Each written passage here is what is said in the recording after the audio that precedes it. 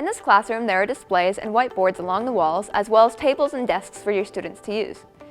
First, you'll need to locate the control panel on your podium. On the screen, there'll be a button that says Press to Begin. Once you press this button, the displays will turn on. The overhead document camera attached to the podium will turn on as well. On your control panel, you'll see a list of sources on the left side of the screen. These sources are your options for what is going to be shown on your podium monitor and the displays. Your options are Ninernet PC, laptop, and document camera. Ninernet PC is the computer on the podium. If you click this button, the displays will show what is on this PC. Laptop is if you have a secondary laptop that has an HDMI port. You can plug the HDMI cord located on the podium into the laptop. Once the cord is plugged into the laptop, click the designated button. This will display what is on your laptop to the displays. Last on the list is the document camera.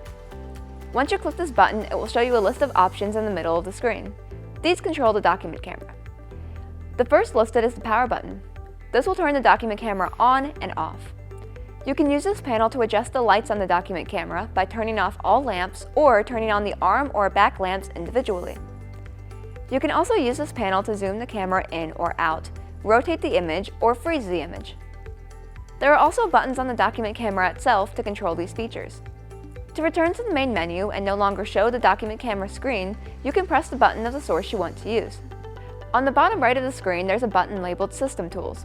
When you press this, options for the displays will be shown.